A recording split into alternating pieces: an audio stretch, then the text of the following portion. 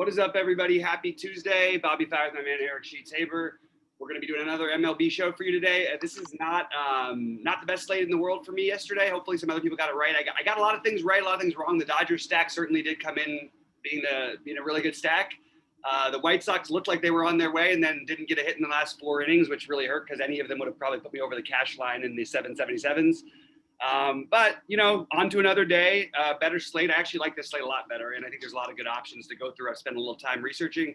Sheets, you did okay yesterday. Why don't you talk about that and then take us into I did all right. My main stuff I didn't do well on. I full faded Rodon, which was put me in a tough spot. But my one-offs did nicely. Like Narvaez was really strong for me, and the Red Sox did pretty well also. So that was pretty good. But I'm kind of into it. I'm kind of into the baseball. So let's get after it. All right, let's do it. We'll go game by game, and why don't you pull up your screen, and we'll start from there. Here we go. Okay. And just a reminder, guys, at the beginning of the season, especially this time of year, like we're going to have to worry a lot more about weather, a lot more about just temperatures and things like that than we will a month from now, let's say. And also pitchers' leashes. So just general heads up. Well, the interesting overall slate view for me, it's like kind of the opposite of I thought it was yesterday. Like yesterday, I had my main pitchers in the early games, my hitting in the later games. Mm-hmm. Here, I think the pitching is coming from the later games, and the hitting might be coming from the earlier games. No, that means anything, but just overall view of the slate. You want to start with Mets Phillies? Yeah, let's do it. So I guess this the first kind of logical place that I'll go is the Mets. I really didn't have much interest in either of these pitchers, and the Mets look really, really strong. I mean, I like I like that stack. I'm presume that a lot of people are going to like it, but seems to make sense to me. Starting with, I mean, it depends who leads off or whatever. It doesn't matter. I mean, like Nemo, Alonso, Conforto, McNeil, Lindor. I don't even know if Pilar will even play. I actually my first set of lineups, I don't even have Pilar in. We'll see what happens with that. But regardless, I like the Mets. I like the lefties, and I like Conforto. I like Alonso too from the righties. So I think this is very nice, easy spot to kick off your night. Yeah, just a nice reminder for everybody here. Chase Anderson is a pretty reverse pitcher. He doesn't mean you can't go with everybody in this spot here against him. The lefties I like too. But I do think you're prioritizing if Pilar gets in the lineup, I think he'd be up there. J.D. Davis down at the bottom probably today I like, and then obviously Alonso being the popular one up top to go with Lindor. I agree. This is one of the stacks that I like. It's a big upgrade for Parks for the Mets. You do have a little wind blowing in. It's not cold though. It's nice out there, 66 degrees. Yeah. So not a ton of humidity. So maybe the ball doesn't travel quite as much, but I still think playing in the stadium, we're going to give the Mets a bump here. And personally, I'm not going to play Stroman today at this price, but I do think Stroman's a good real-life pitcher, and I'm not particularly interested in Phillies bats. If I had to pick any, it'd be Reese and Bryce Harper because they tend to elevate, and Stroman is an extreme ground ball pitcher. So I would that's the way I would go. But I do think the Mets stack is in the early conversation for one of my favorites, and that's pretty much my interest in this game. The other thing I want to tease you guys a little bit about the stuff that might end up on our site. One thing that I had my Excel guy update yesterday. I'm going to be doing the same thing with baseball as I did for PGA. With also, I tried with basketball. It's so hard to keep up, but with respect to tracking ownership projections and tracking projections of all the sites in the industry in general, and see if I can't find some trends like who's overowned, who's underowned, what types of guys and things like that. What makes it easy to do about baseball is that nothing changes all that much. You know what I mean? Over the course of a night. Like where NBA, you can have all your runs, then one guy gets ruled out and the whole slate turns upside down. Where baseball, you get one guy ruled out, doesn't affect anything really. So I'm able to get some good data and compare it. I'm off to a good start with it. Try to do it every day. And maybe like once a week after like the first week, I'll do like a little video updating everybody on where things are at with that. So yeah, that's it. That's why I want to tease you guys with that. You want to move on? Yeah, let's move on. Let's keep it going. Tampa Bay Boston. This is going to be a spot where I think people are going to want to play some of the, well, actually, I don't know if they will actually, because they're not the most sexy names. I'm okay with just staying away from bats in this game for the most part. And I do have interest in Glass now as a SP1. Yeah, it's a tough slate though, because I mean you have like some pretty freaking good options later also. Mm-hmm. He's definitely in my top, in my top 5. I mean, I think I have him 5th. That's where I've got him too. Yeah, so he's definitely in there. And I did have, at least first look, I did have Tampa as, maybe 6th or 7th best stack. Just, Perez is fine, but the bullpen's still very weak, and I do like what's his name is a good one-off, and Rosarena also. Mm-hmm. So I like him. And the other guy was, again, maybe you're that guy you turned me on to yesterday if he plays again, the Dames. Yeah, the problem with him is I just want to mention, I don't like using him a ton outside of stacks in general until it starts showing a little bit more, but I do think that we'll start seeing that this year. It's more of a long-term projection that I have on him. So I like the Rosarena, and I like Margot from the right side also. But again, Perez can maybe only go 4 innings. I don't know. Mm-hmm. I think that these guys are. I think Tampa's kind of in play a little bit. So but again, they're not my favorite, but they're certainly in play for me. And Boston's the kind of team where if in fact Glasnow, which he's not, but if Glasnow ended up being super popular, I might try some Red Sox guys against him, just for shits and giggles. But aside from that, I mean, not too much from the Boston side. No big hurry to get to anybody. Yeah, I feel like personally, I know they scored 11 runs. I don't care what they scored last night. I'll say it again this year.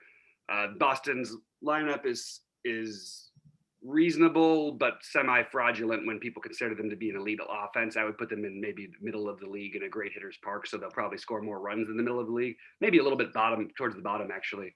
I don't think much of this lineup personally. Well, I want to say though, and I'm hearing that a lot. Remember, I don't want to compare them to what they were, right? I'm comparing them to what they are. And they look to me like they have a couple of good hitters. You know what I mean? They're not. I mean, it's certainly not what they were, right? With Mookie there and everybody clicking a couple of years ago. But if these guys end up being like ignored, you know what I mean? Yeah. There's still some. I mean, like, look, not that Kiki Hernandez, Verdugo, and I like those guys. Yeah, no, not that they're like all-stars or anything like that, but they can hit the ball. And Verdugo's, and what's his name in Devers? Maybe he's overrated, maybe. Yeah. But if he ends up, every once in a while being low owned, you know what I mean, again in the right spot, I wouldn't just like avoid the Red Sox forever. Like JD is no, absolutely not. Of course not. What I'm saying is that you treat it like the Jordan Clarkson in the NBA. Basically, there's a lot more like sexiness ideas to playing them than there is actually substance to the lineup. I mean, Marwin Gonzalez with no power at the bottom. You do have Bobby Dahlbeck, who I do like actually to have some power things. He seems like a good DFS type of guy. Verdugo and Enrique are good real life hitters, but don't have. I mean, these are not monster power guys. So really, JD and Xander's never going to be a preference over the other shortstops for me, except for to get different.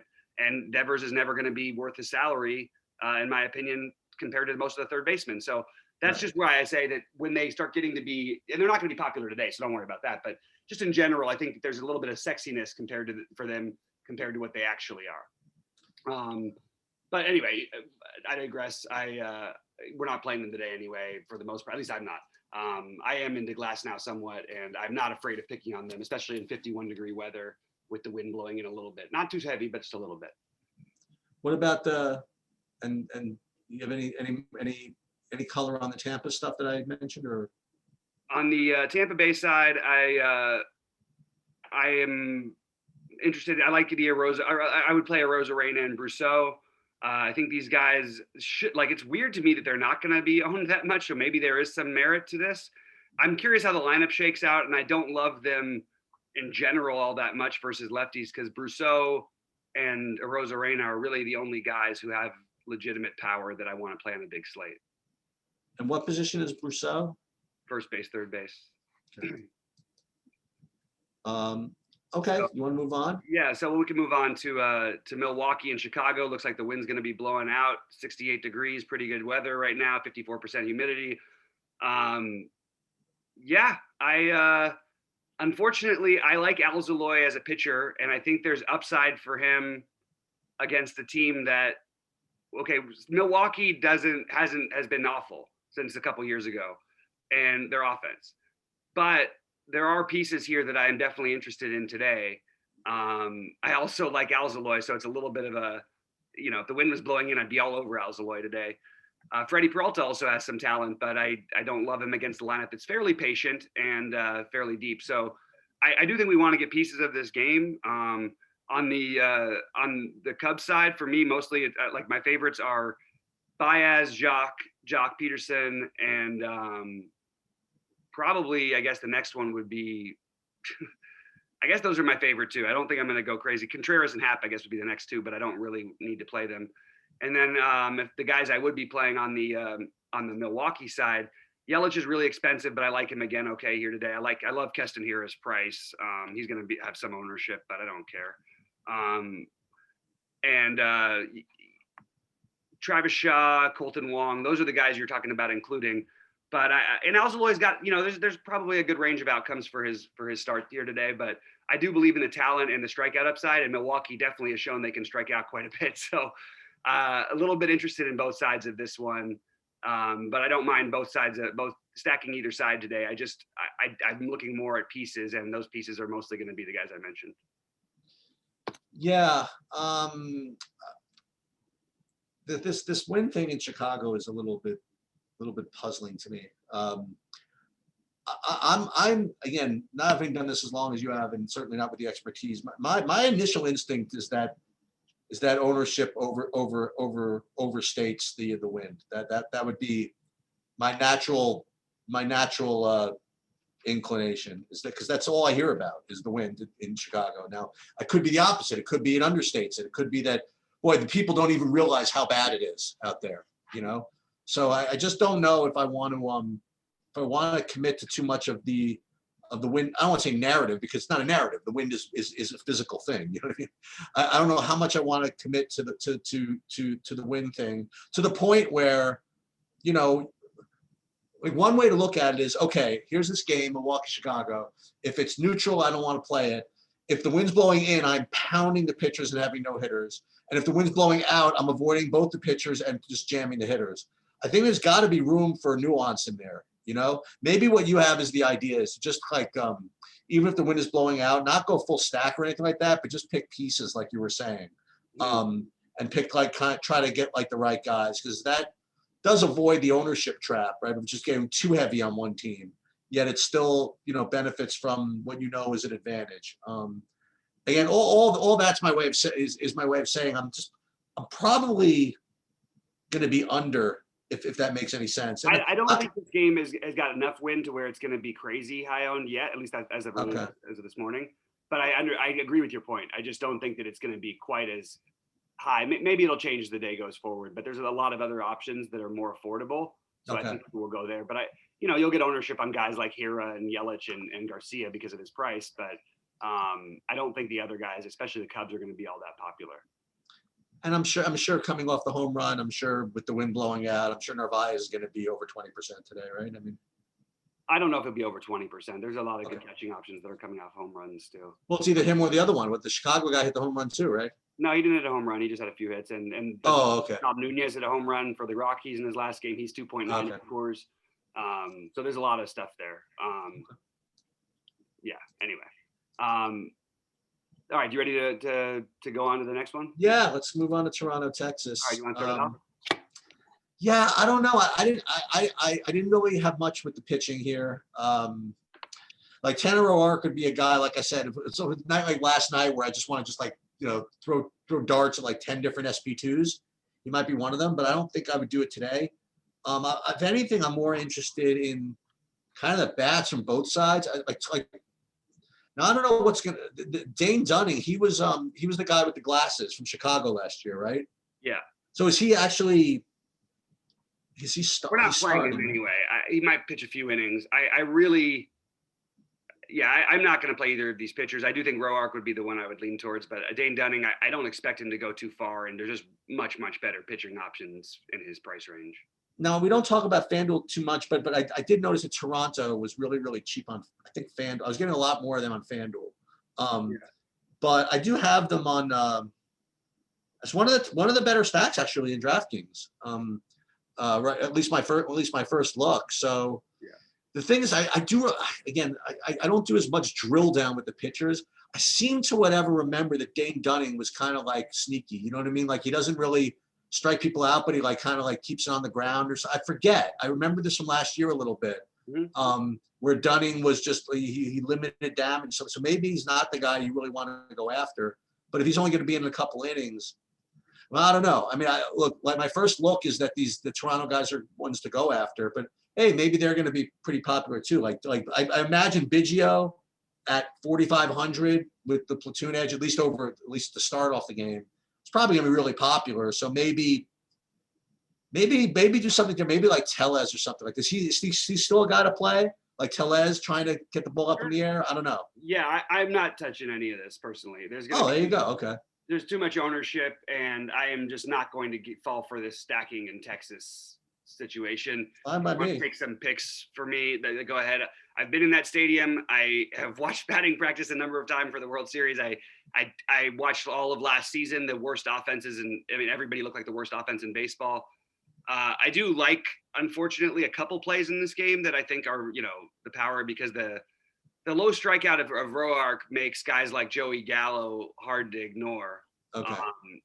Because that's his one downside, and he's really cheap at 4,200. So I like Gallo. I like and Guzman would sort of profile similarly. I mean, he's batting a little further down probably if he even gets in, but I assume he'll get in. He has power and doesn't really have much else, but he's 2.6K. And I like the Blue Jay lineup in general. I think you can attack this Texas team and the pitching staff and all that stuff. But I am just not finding the reason to go here personally on this slate at these prices. There's just other things I like better, quite frankly. And not to say that they couldn't score a bunch of runs there. I just, when everybody, this is going to be the chalkier game, and I'm just totally fine mostly fading it outside of maybe a little bit of Gallo, Dahl, or Guzman. Okay. I'm playing the park factor thing a little bit earlier, a little bit more early in the season than I normally do. But Texas, I mean, the other counter is that at least it's not going to be as cold because they're going to have the roof closed. So maybe you say that, okay, well, everybody else has a crappy stadium hitting condition wise too. And we're going to get into another one of those situations for a great hitters park coming up just next, which is, are you done with that one, Sheets? Yeah. Arizona and Colorado. So there's some weather concerns here with rain. This is one you want to keep an eye on because storms will pop up around Colorado. We've seen it happen before. Keep an eye out, all that stuff. These guys are all too cheap. And I also have some interest in Herman Marquez. I think he's got the strikeout upside to actually be a winning pitcher against this Diamondbacks team. At the same time, I look at his career. He's had a pretty good, healthy history, and they've hit him pretty well. They've struck out about 25% of the time against him. Not great, not terrible, but they've got enough lefties in here that can do some damage at cheap prices. That, David Peralta is like a cash game. You start with David Peralta, I think, in your cash games. Not to mention that on a pretty good sample size, he's got a great BVP. But forget that. It's 3.7 in Colorado, and he's batting cleanup against a guy who he's hit well. I guess those are all good things. I'm finding myself, I like the 4 through 7, Peralta, assuming this is how it goes, Peralta, Cabrera, Escobar, and Pavin Smith. And then your spend up would be Kettle Marte. Those are the guys I'm looking at over here. People can keep the Josh Rojas. I'm not going to play him at, 1,000,000% ownership for a guy who doesn't have power. Maybe if I did stack him, I would find him in one of the stacks, but mostly I'm looking at those other guys. And I also, on the Colorado side, I'm not going to play Luke Weaver, but on the Colorado side, I think Trevor Story is an excellent play. He's going to be really popular. And I think CJ Cron will be much less popular and is an awesome play also. So those are the guys I have from this game. And what I'm doing now is if I'm going to play this game, I'm sort of just early in the day putting it as a game stack because we're going to see about the weather later on. But if it ends up being like a 50 or whatever, it's 60-40, 70-30, you don't need to play this game.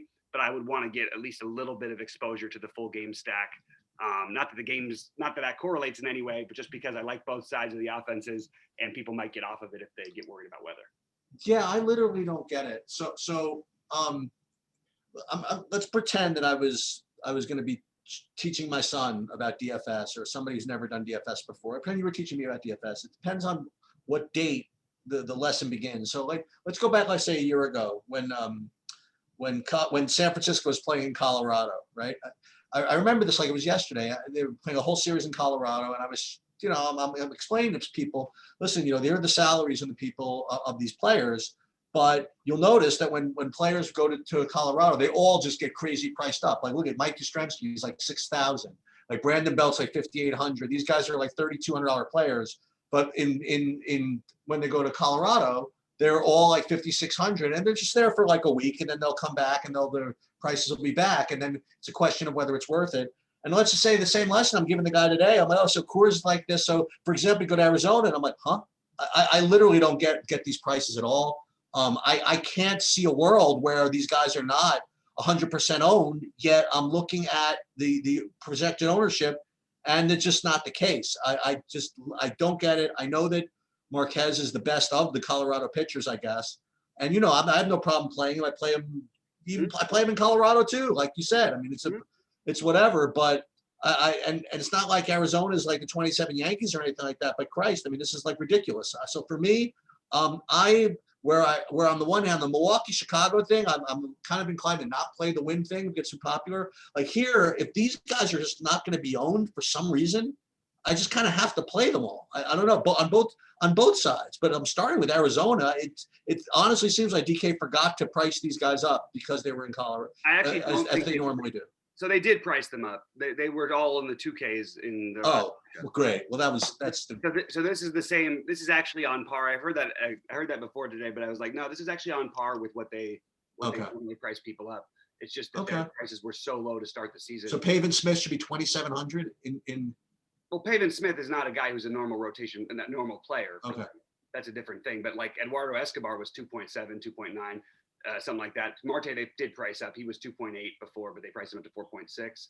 Okay, but aren't these guys like too cheap though? Yeah, they are. Okay. 100%, but they are going to be crazy owned. I don't know where. Okay, all right. Well, that makes you feel better at least. Yeah, and guys like Rojas, like I said, just without power, just keep it for me. Like he's the last guy. I don't even have him like at all. I have like him like 8th best pick in this game. I mean, yeah.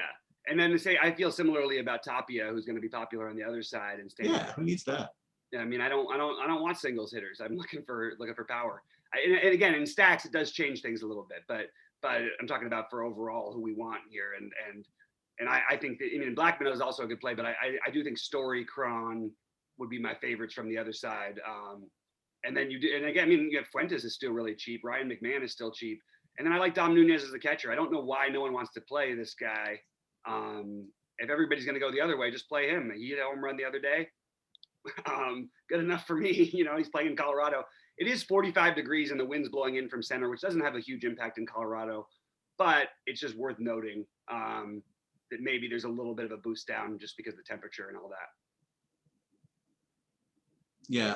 Okay. So I'm with you. I mean, I gotta just double check the ownerships and all this stuff.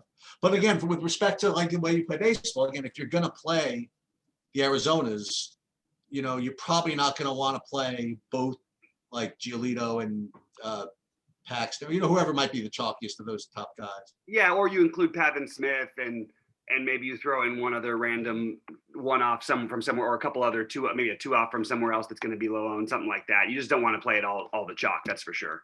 But yeah, I hear you there. And there are, to me, I mean, I have tonight, 7 fairly legitimate pitching options. I considered Marquez one of them, but he's a deep tournament play. I really do think that Marquez has some strikeout upside here, but I also, I mean, again, there's a huge up and down side here. By the way, I would like to take a tiny victory lap on Dustin May last night. He was absolutely awesome. Like, he pitched as well as anybody could. He pitched better than anybody did. He pitched better than he was the best. He was the number 1 pitcher on the slate. And no ownership, 3% owned, I believe, in the big one on FanDuel, which is the one that I cashed in. And I mentioned that because we're transferring over to the Dodgers and A's, and everybody who thinks I'm just a homer, I hope they understand why the Dodgers are pretty clearly the best team in baseball and are going to put up a ton of runs. And the projections are just, frankly, I think off on them. They're going to be low owned again today, and I will stack them again today against Chris Bassett. I especially like the lefties. Bassett gives up about twice as much power to the lefties as he does to the righties. Not quite twice as much, about 75% actually. So I at these high prices, and it's going to be hard with the pitchers that we like tonight, but I'm fine with playing them. And you can mix in Pollock, you can mix in Rios. Chris Taylor injured his elbow last night. So I'm guessing not only will he be out of the lineup, but it does kind of give them one less bat off the bench to sort of do some subbing with. You can play any of these guys, but I really think that you're looking at the lefties, starting with Seager, who's right now hitting, I think, 600 or so. Seager, Bellinger, Muncy, Rios, Lux would be my favorites. All right, so here's the deal. Okay, so the 2001 Mariners had 116 wins. That's gone. That is just long gone. There is no shot that this team loses 46 games. It's just not going to happen. You got freaking Dustin May coming out, just mowing down the universe. You know what I mean? Like, he's what, the third best pitcher? You know what I mean? Or whatever. Well, he might be their sixth best. I mean, they have. I keep forgetting who's even on the team. And they have Bauer too. Oh, you know what? This is ridiculous. Bauer, Kershaw, Buehler, and Urias, who just pitched 7 shutout innings in Colorado. I'm home or whatever. I'm a freaking Yankee guy. I've been rooting against the Dodgers since '77. You know what I mean? So trust me, it's not pretty to see, but it's they're just totally loaded. And when they play a righty, when there's a lefty, they have guys that are going to be batting ninth that would bat cleanup for like half the teams in the freaking league. That's just the bottom line. Yep. And you could talk about how they got that way, but I have no idea. But nonetheless, they're eventually gonna be unplayable. You know what I mean? Mm-hmm. In DFS with respect to salaries, I think. They're gonna end up like I forget who it was, but I don't know. But I mean, like they're eventually, even starting today. I mean, how do you stack this team? Like if you're gonna play if like you're gonna have 4 guys over 6K, which you don't yet, but you might eventually. Right? It's going to be tough to play them. So you're going to have to start to get used to either, really getting on the Gavin Lux, Edwin Rios train, whatever, which is they'll end up being 5K also from the 8 hole, right? Mm-hmm. Or just be a real good with one-offs and 2-man and stuff like that. And that's what's going to happen with the Dodgers hitting this year, I think. What do I know? But yeah, I mean. Look, they're all great plays, but like I said, I mean, especially on slates where you have good pitchers that you want to pay up for, it's not, you can't just say, okay, stack the Dodgers. It's right. Not exactly that easy. Right. We talked about the way to do it yesterday, and it worked. And we had a nice performance from our 9-hole McKinstry. Yeah. And I think that you don't get that same discount probably today, but maybe you do. He might be back in the lineup. The only guy who you're not really playing is Austin Barnes. I just want to remind people of that, unless he's really cheap. He's way too expensive right now. And he catches for Kershaw, and he's also platoonable. So I do think that still maybe you pick out 1 or 2 lefties if you want to. But if you can find a way to get 4 guys in, I'll just rank them real quick. Seager's the best option. I would put Muncy second with the way that he looks right now. Actually, I can't really put Muncy ahead of Bellinger. So I would put Seager, Bellinger, Muncy, Rios. I'm sorry, Lux, then Rios. But I like all 5 of them especially. And like I said, if you're going to skip a guy, the guy to usually skip, and he's been patient this year too, is Mookie and Turner for the most part for me. Now it's going to burn you some days. There's not like these guys are bad hitters. It's just that they generally have less power than the other guys do, and generally have at least the same and even sometimes more ownership. The only thing I would say about the Dodgers playing these guys individually, again, is depends on who these guys, what type of guys these guys are. But when you have like a total loaded team like this, and this happens at all levels of sport, really, but you can get lazy. I mean, like you can have some lazy at bats, knowing that there are like a zillion other guys that could pick it up if you don't get there. Where if you're a part of like a team where like you and 2 other guys are like the clearly the best hitters, you're going to really try to make the most of every at bat. So you might see some free swinging. You know what I mean? You might see some lazy at bats where maybe some of these guys, underperform. That's the only hole I see in playing the Dodgers in general. Tonight, my favorite. I like Will Smith. I don't know if he won't play tonight. Oh, they have it. He might, no, let me rephrase that. He might DH. Let me take that back. I think there's a decent chance that he actually could DH tonight. Oh, and they're DHing too. Yeah. Great, lovely. Yeah, so it's even worse. And no ownership, and Bassett, who I don't think all that. I think he's okay. I actually think the price is too cheap against most teams, but not for the Dodgers. You just don't play the righties against the Dodgers. I'm just gonna keep saying that. What do you think of Kershaw? Yeah, what do you think of Kershaw, and what do you think of Oakland hitters? I think Kershaw, Glasnow, and are very close. Kershaw, Glasnow, and I guess for that matter, well, they're both behind Giolito for me, but they're close to each other. I don't think much of the Oakland hitters at all. I don't think anything. I think it'd be a mistake to play them, in my opinion. I guess that's the one thing we're different. I'm actually a little worse on, given price, given everything, on Kershaw than you are. I think I don't have him up the same tier. Actually, it's close enough. Yeah, I do. I'm close enough with Glasnow and Darvish. I would probably be more inclined to play like Marquez, maybe. I just want to throw out the one thing about Kershaw, about the safety part of him, is he pitched I think it was 20 straight. No, I don't know, however many starts he had last year, but basically every game was a quality start. So you're getting less risk involved when you start him than you are a lot of these other guys. He just doesn't get rocked around. He really doesn't, hardly ever. And I know he did it in Colorado a little bit, but even in that matchup, he didn't give up a home run. He had some bloop singles, and he had a bad game. He didn't strike out many people out. It was a game in Colorado. I'm willing to throw that away and take the lower. Well, he won't be low on, but lower ownership than some of the other guys. I just think that, and this A's lineup is not quite what it was. You have Sean Murphy, who's used to be usually their 9-hitter, probably batting fifth. Kai Tom in there, and Elvis Andrus, who literally has been one of the worst players in baseball over the last 2 seasons. Then their best hitters are, Chapman would be the one guy you'd consider. Laureano maybe, but Olsen is lefty. You don't really want him against this lefty. I just don't see any reason to play any Oakland hitters, and I do think Kershaw is. I have him, I guess, fourth. This is somewhere between third and fourth. They're close, those other guys, to me. It is weird though, because you look at, even Glasnow with the he has the longer leash than Glasnow does. Glasnow only threw 77 pitches in his first start. Glasnow doesn't throw more than 90 pitches basically ever. Kershaw will. Glasnow also has a higher K rate, but not that much. And he also has a tougher matchup and a tougher stadium than Kershaw does. So that's why I'm a little bit higher. That's why it's close to me for both of them. Okay.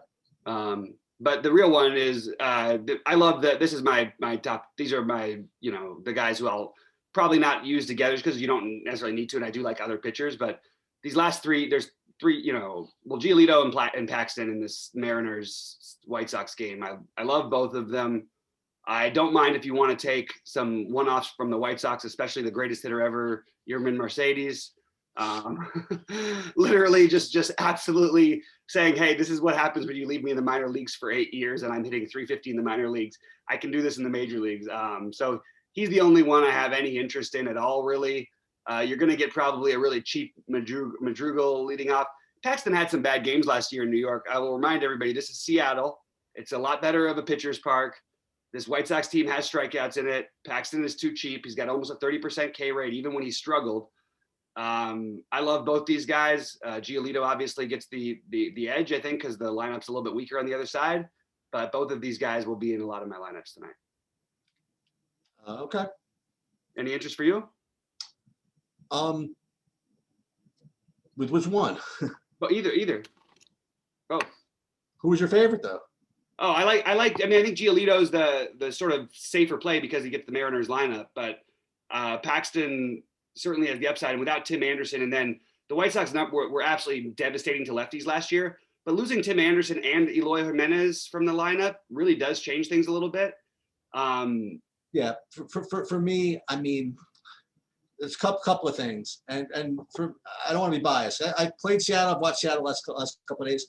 couple of things happen. Number one, they love to swing the bat. Okay, they swing it hard, and I think that two things can happen. I think Lucas Giolito can have 18 strikeouts and a no hitter in this game. I think you could also play a Seattle stat. I do. Maybe not that many of them, but considering that Giolito is going to be 50% owned, I think that it might be worth a shot. He does, and I've seen this with Giolito before. He does, not that he gets shelled, but I've seen that too. But he gives up home runs when he throws it hard, and people swing hard, and he's. I'll put it to you this way: I'd be more inclined to stack against Giolito than say against Kershaw.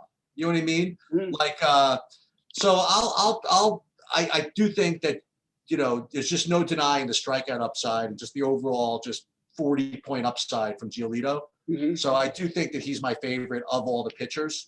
But I will play a Seattle stack just as I like to say, just in case.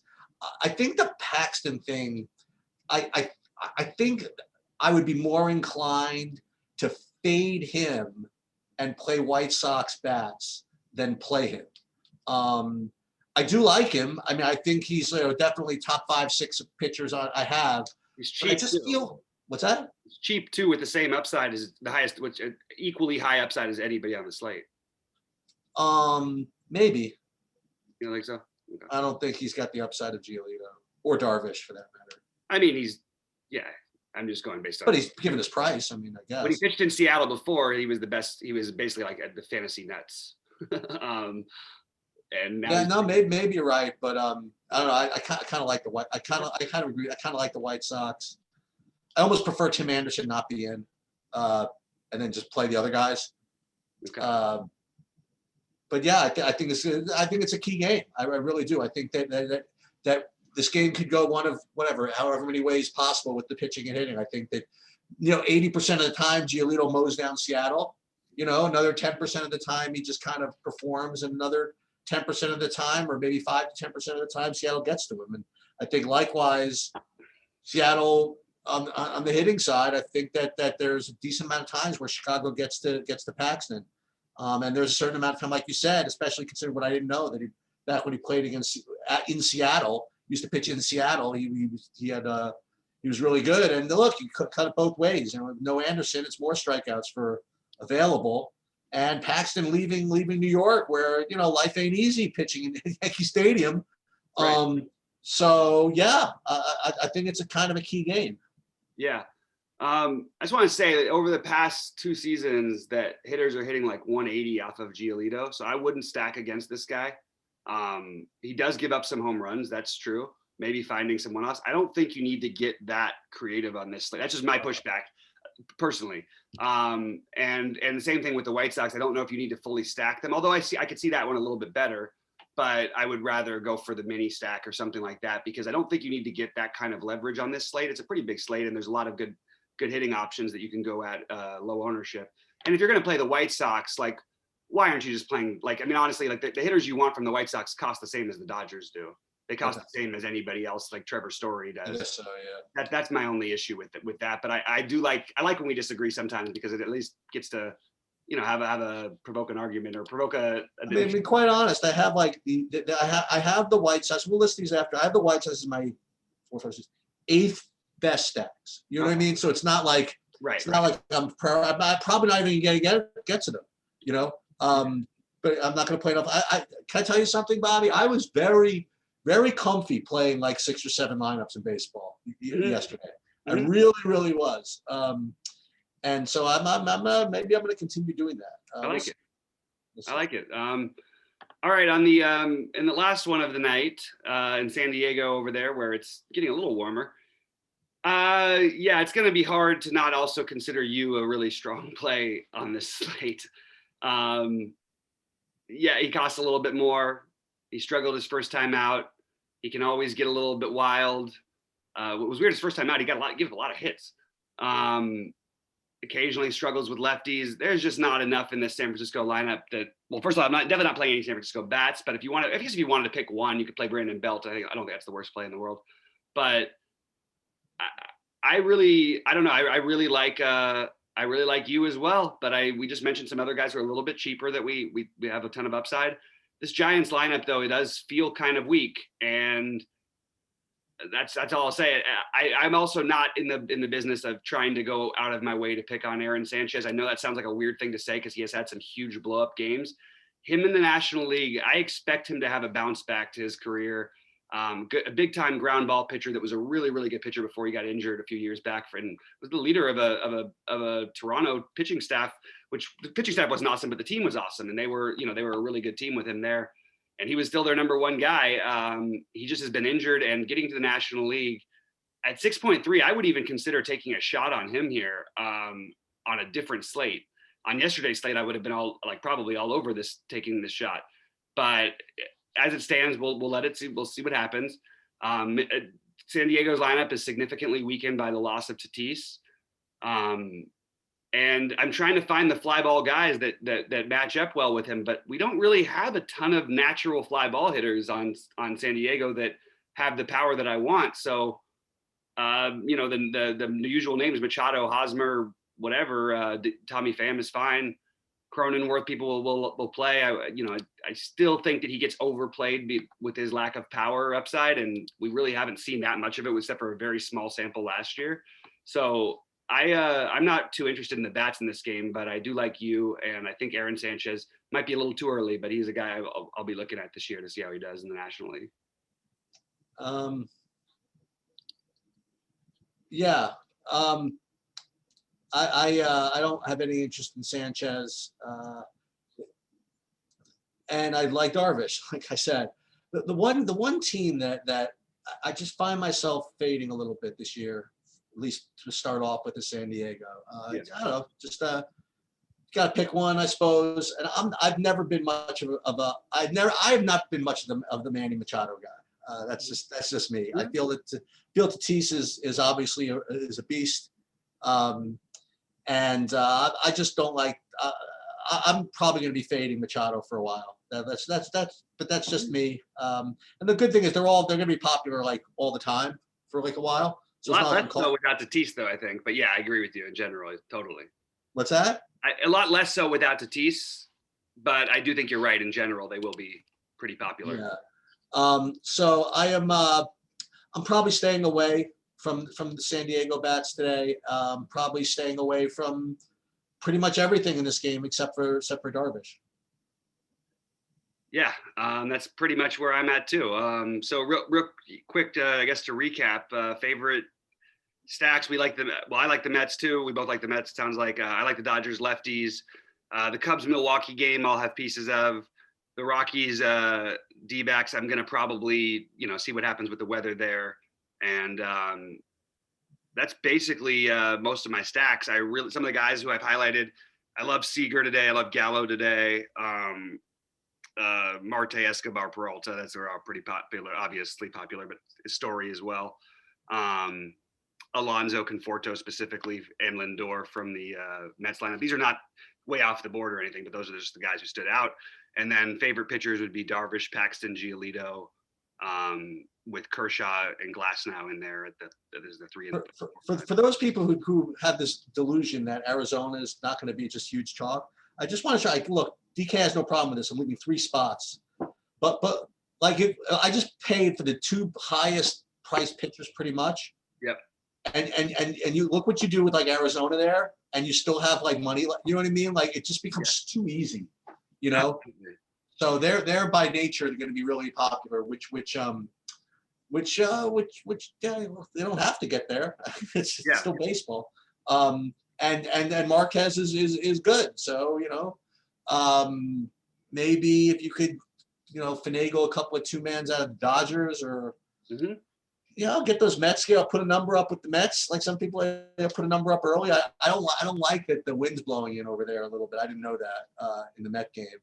But hey, maybe it keeps that ownership low. It doesn't appear to be too drastic, at least. Only 6 miles an hour right now, so I actually don't think it'll affect things too much. But I think the Mets are going to be pretty popular, but I like them still very much. Well, you know what you can root for if you really want to play Arizona. You root for freaking hurricane winds blowing out in Chicago. Like Right. if that's the case, then you got a shot at these guys under 20%, Right.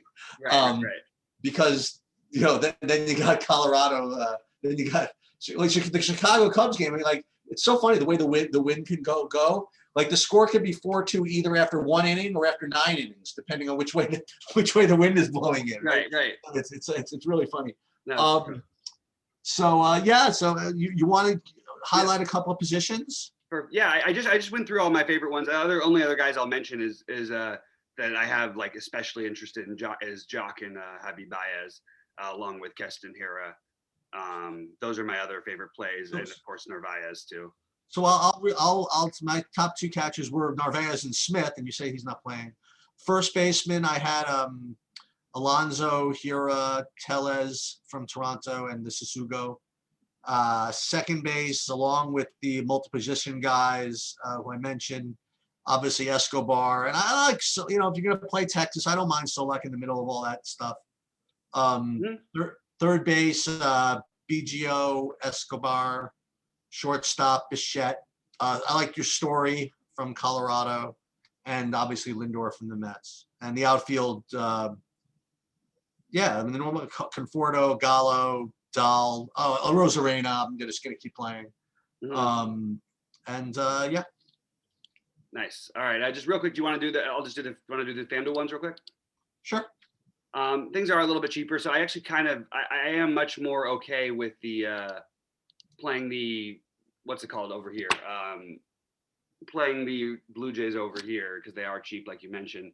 I also want to point out what I said last night. Remember, I was talking about playing Contreras and Rizzo in a lineup together on FanDuel because it's just the way that people won't do it. It worked out kind of okay, and I had Baez in the lineup, so Baez hit a home run, Contreras hit a home run. I didn't get anything out of what's his name, Rizzo. But I was in second place in the Monster for a while because those guys were just the low-owned part of the Cubs stack. And people don't like to play the catchers on FanDuel. 7% owned for Contreras, and I think Baez was like 12% because there's too many good shortstops. So I do think that trying to get to pair up things like that in your stacks is kind of an interesting way to go.